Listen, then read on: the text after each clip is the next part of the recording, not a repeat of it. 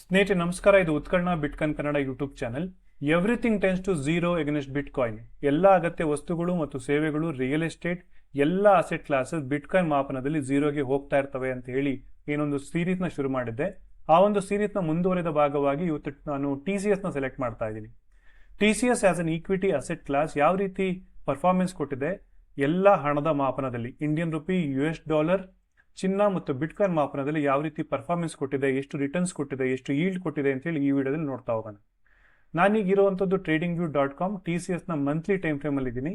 ಇಲ್ಲಿ ನೋಡ್ಬೋದು, ನಾನು ಇಂಡಿಯನ್ ರುಪಿನ ಮೆಜರ್ಮೆಂಟ್ ಸ್ಕೇಲ್ ಆಗಿ ತಗೊಂಡಿದ್ದೀನಿ. ಅಂದ್ರೆ ನಾನು ಯಾವ ತಕಡಿಯಲ್ಲಿ TCS ನ ತೂಗ್ತಾ ಇದೀನಲ್ಲ, ಅದು ಆ ಒಂದು ತಕಡಿ ಇಂಡಿಯನ್ ರುಪಿಲಿದೆ. ಸೊ ಯಾವ ರೀತಿ ಮೆಜರ್ಮೆಂಟ್ ಮಾಡೋದು ಅನ್ನೋದನ್ನೆಲ್ಲ ನಾನು ನನ್ನ ಮೊದಲನೇ ವಿಡಿಯೋದಲ್ಲಿ ಕ್ಲಿಯರ್ ಆಗಿ ಎಕ್ಸ್ಪ್ಲೇನ್ ಮಾಡಿದ್ದೀನಿ. ಹಾಗಾಗಿ ನಾನು ಈ ಒಂದು ವಿಡಿಯೋದಲ್ಲಿ ಡೈರೆಕ್ಟ್ ಆಗಿ ರಿಸಲ್ಟ್ಸ್ ಹೋಗ್ತಾ ಇದ್ದೀನಿ. ಕಳೆದ 10 ವರ್ಷ 2014ರಿಂದ 2024ರವರೆಗೆ TCS ಅನ್ನುವಂಥ equity asset class Indian rupee ಮಾಪನದಲ್ಲಿ ಕೊಟ್ಟಿರ್ತಕ್ಕಂಥ ರಿಟರ್ನ್ಸ್ 274%. ಕಳೆದ 5 ವರ್ಷ 2019ರಿಂದ 2024ರವರೆಗೆ ಕೊಟ್ಟಿರ್ತಕ್ಕಂಥದ್ದು 116%. ಕಳೆದ ವರ್ಷ 2024ರಲ್ಲಿ ಅಂದರೆ ಜನವರಿ 2024ರಿಂದ ಡಿಸೆಂಬರ್ 2024ವರೆಗೆ ಕೊಟ್ಟಿರ್ತಕ್ಕಂಥ ರಿಟರ್ನ್ಸ್ 8.54. 2025ರಿಂದ ಇಲ್ಲಿವರೆಗೆ ನಾನೇನು ಈ ಒಂದು ವಿಡಿಯೋ ರೆಕಾರ್ಡ್ ಮಾಡ್ತಾ ಇದ್ದೀನಿ, ನೆಗೆಟಿವ್ ರಿಟರ್ನ್ಸ್ -25.28% ರಿಟರ್ನ್ಸ್ ಕೊಟ್ಟಿವೆ. ಸೊ ಈಗ ಅದೇ TCSನ ನಾನು US$ ಮಾಪನದ ಅಂದರೆ ಇಂಡಿಯನ್ ರುಪಿ ಅನ್ನುವಂಥ ತಕಡಿ ಏನಿತ್ತು ಆ ಒಂದು ತಕಡಿನ ಪಕ್ಕಕ್ಕಿಟ್ಟು US$ ಅನ್ನುವಂಥ ತಕಡಿನಲ್ಲಿ TCSನ ತೂಗ್ತಾ ಇದ್ದೀನಿ, ಅಂದರೆ ಅಳತೆ ಮಾಡ್ತಾ ಇದ್ದೀನಿ. ಇದು ಕಳೆದ 10 ವರ್ಷದಲ್ಲಿ 172% ರಿಟರ್ನ್ಸ್ ಕೊಟ್ಟಿದೆ. ಕಳೆದ 5 ವರ್ಷ 2019ರಿಂದ 2024ರಲ್ಲಿ 76% ರಿಟರ್ನ್ಸ್ ಕೊಟ್ಟಿದೆ. ಕಳೆದ ವರ್ಷ 2024ರಲ್ಲಿ 4.8% ರಿಟರ್ನ್ಸ್ ಕೊಟ್ಟಿದೆ. ಇಲ್ಲಿ ಗಮನಿಸಬೇಕಾದಂಥ ಅಂಶ ಏನಂತಂದ್ರೆ, ಇದೇ TCS ಅನ್ನುವಂಥ ಈಕ್ವಿಟಿ ಅಸೆಟ್ ಕ್ಲಾಸ್ ಕಳೆದ ವರ್ಷ 8.54 ರಿಟರ್ನ್ಸ್ ಕೊಟ್ಟಿದೆ ಇಂಡಿಯನ್ ರುಪಿ ತಕಡಿಯಲ್ಲಿ. ಆದರೆ US$ ಅನ್ನುವಂಥ ತಕಡಿಯಲ್ಲಿ 4.8% ಅಂದರೆ ಅರ್ಧದಷ್ಟು ರಿಟರ್ನ್ಸ್ ಹೊರಟೋಗಿದೆ. 2025ನೇ ಇಸ್ವಿಲಿ TCS US$ ಮಾಪನದಲ್ಲಿ ನೆಗೆಟಿವ್ -26.61% ನೆಗೆಟಿವ್ ಈಲ್ಡ್ ಕೊಟ್ಟಿದೆ. ಈಗ ಮುಂದುವರೆದು ಸಾವಿರಾರು ವರ್ಷಗಳಿಂದ ಮನುಷ್ಯ ಹಣವಾಗಿ ಬಳಕೆ ಮಾಡ್ಕೊಂಡು ಬಂದಂತಹ ಚಿನ್ನದ ಮಾಪನದಲ್ಲಿ ಯಾವ ರೀತಿ ರಿಟರ್ನ್ಸ್ ಕೊಟ್ಟಿದೆ, ಯಾವ ರೀತಿ ಪರ್ಫಾರ್ಮೆನ್ಸ್ ಕೊಟ್ಟಿದೆ TCS ಅಂತ ನೋಡೋದಾದ್ರೆ, ಕಳೆದ 10 ವರ್ಷ 2014ರಿಂದ 2024ರಲ್ಲಿ 74% ರಿಟರ್ನ್ಸ್ ಕೊಟ್ಟಿದೆ. ಕಳೆದ 5 ವರ್ಷ 2019ರಿಂದ 2024ರವರೆಗೆ 4.85% ಅಷ್ಟೇ ರಿಟರ್ನ್ಸ್ ಕೊಟ್ಟಿರ್ತಕ್ಕಂಥದ್ದು. ಕಳೆದ ವರ್ಷ 2024ರಲ್ಲಿ ನೆಗೆಟಿವ್ -14.78% ರಿಟರ್ನ್ಸ್ ಕೊಟ್ಟಿದೆ. ಈ ವರ್ಷ 2025ರಲ್ಲಿ TCS in the denomination of gold -42.02% returns ಕೊಟ್ಟಿದೆ. ಎಷ್ಟು ಡಿಫ್ರೆನ್ಸ್ ಕಾಣ್ತಾ ಇದೆ ಅಂತ ಹೇಳಿ ನಾವಿಲ್ಲಿ ನೋಡ್ಬೋದು.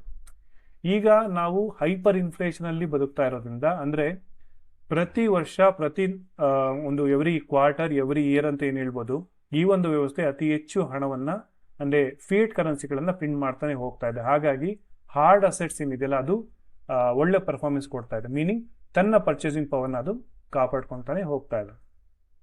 ಈಗ TCSನ ಬಿಟ್ಕಾಯಿನ್ ಮಾಪನದಲ್ಲಿ, ಸೊ ಮನುಷ್ಯನೇ ಕಂಡುಕೊಂಡಿರ್ತಕ್ಕಂತಹ ಕೊನೆಯ ಹಣ ಅಂತ ಏನಿದೆ ಬಿಟ್ಕಾಯಿನ್ ಮಾಪನದಲ್ಲಿ ನೋಡೋದಾದ್ರೆ, ಕಳೆದ 10 ವರ್ಷದಲ್ಲಿ -98.69, ಕಳೆದ 5 ವರ್ಷದಲ್ಲಿ -75.78%, ಕಳೆದ ವರ್ಷ 2024ರಲ್ಲಿ 52.38% ನೆಗೆಟಿವ್ ರಿಟರ್ನ್ಸ್. ಈ ವರ್ಷ 2025ರಿಂದ ಇಲ್ಲಿವರೆಗೆ ಆಗಸ್ಟ್, ಇವತ್ತು ನಾನು ವಿಡಿಯೋ ಮಾಡ್ತಾ ಇದ್ದೀನಿ 24ನೇ ತಾರೀಕು, -38.47% ಅಷ್ಟು ರಿಟರ್ನ್ಸ್ನ ಕೊಟ್ಟಿದೆ. ಬೇಸಿಕಲಿ ನೆಗೆಟಿವ್ ರಿಟರ್ನ್ಸ್ ಕೊಟ್ಟಿದೆ ಅಂತ ಹೇಳ್ಬೋದು. ಈಗ ಒಟ್ಟಾರೆಯಾಗಿ ಎಲ್ಲ ಒಂದು ರಿಟರ್ನ್ಸ್ ಏನಿದೆ ಅದನ್ನ ಕೂಲಂಕುಷವಾಗಿ ನೋಡೋದಾದ್ರೆ, ಸೊ ಈ ರೀತಿ ಟೇಬಲ್ ನಮಗೆ ಕಾಣಿಸುತ್ತೆ.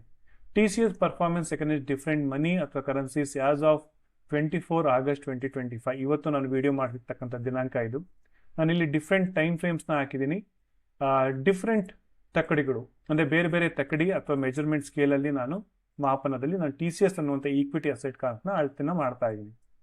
ಸೊ ಇಲ್ಲಿ ಒಂದು ಕ್ಲಿಯರ್ ಆಗಿ ಒಂದು ಟ್ರೆಂಡ್ ಕಾಣಿಸೋದೇನಂತಂದ್ರೆ, ಯಾವುದೇ ಅಗತ್ಯ ವಸ್ತು ಅಥವಾ ಸೇವೆಗಳ ಬೆಲೆ ಅಥವಾ ರಿಯಲ್ ಎಸ್ಟೇಟ್ನ ಬೆಲೆ, ಈಕ್ವಿಟಿ ಅಸೆಟ್ ಕ್ಲಾಸ್ ಆಗಿರ್ಬೋದು, ನೀವು ಯಾವುದೇ ಅಸೆಟ್ ಆರು ತಗೊಳ್ಳಿ, ಯಾವುದೇ ವಸ್ತುನಾರು ತಗೊಳ್ಳಿ, ಡಿಪ್ರಿಷಿಯೇಟಿಂಗ್ ಕರೆನ್ಸಿ ಎದುರು ಅಂದರೆ ಯಾವ ಕರೆನ್ಸಿನ ಈ ವ್ಯವಸ್ಥೆ ಅತಿ ಹೆಚ್ಚು ಪ್ರಿಂಟ್ ಮಾಡ್ತಾ ಹೋಗುತ್ತಲ್ಲ ಅದರಲ್ಲೇನೋ ರಿಟರ್ನ್ಸ್ ಚೆನ್ನಾಗಿ ಕಾಣುತ್ತೆ. ಆದರೆ ಹಾರ್ಡ್ ಮನಿ, ಯಾವ ಹಣವನ್ನ ಯಾವ ವಸ್ತುವನ್ನ ನಾವು ಹಣವಾಗಿ ಬಳಕೆ ಮಾಡ್ತಿದ್ವಲ್ಲ ಅದನ್ನ ಈ ವ್ಯವಸ್ಥೆ ಪ್ರಿಂಟ್ ಮಾಡಕ್ ಸಾಧ್ಯ ಆಗೋದಿಲ್ವಲ್ಲ, ಆ ಒಂದು ಮೆಜರ್ಮೆಂಟ್ ಸ್ಕೇಲಲ್ಲಿ ತಕ್ಕಡಿಯಲ್ಲಿ ಏನಾದರೂ ಈ ತರ ಅಸೆಟ್ ಕ್ಲಾಸನ್ನ ನಾವು ಅಳೆದುಕೊಡಿದ್ರೆ ನಮಗೆ ಕಡಿಮೆ ರಿಟರ್ನ್ಸ್ಗಳು ಕಾಣಿಸ್ತಾ ಹೋಗುತ್ತೆ ಅಥವಾ ಕಮ್ಮಿ ರಿಟರ್ನ್ಸ್ ಇಲ್ಲಿ ಕಾಣ್ತಾ ಹೋಗುತ್ತೆ. ಸೊ ಇಲ್ಲಿ ಚಿನ್ನದ ಮಾಪನದಲ್ಲೇ ನೀವು ನೋಡ್ಬೋದು, TCS ಅಂತ ಏನು ರಿಟರ್ನ್ಸ್ ಏನು ಕೊಟ್ಟಿಲ್ಲ, ರೈಟ್. ಸೊ ಬಿಟ್ಕಾಯಿನ್ ನ ಮಾಪನದಲ್ಲಿ ನೋಡಿದಂತೂ ಇಸ್ ಕಂಪ್ಲೀಟ್ಲಿ ನೆಗೆಟಿವ್ ರಿಟರ್ನ್ಸ್. ಚಿನ್ನ is an relatively scarce asset, bitcoin is an absolutely scarce asset. ಜಗತ್ನಲ್ಲಿರುವಂಥದ್ದು 21 ಮಿಲಿಯನ್ ಬಿಟ್ಕಾಯಿನ್ ಮಾತ್ರ. There will never be more than 21 million bitcoin. ಅಂದ್ರೆ 2,10,00,000 ಬಿಟ್ಕಾಯಿನ್ ಮಾತ್ರ ಇರುವಂಥದ್ದು.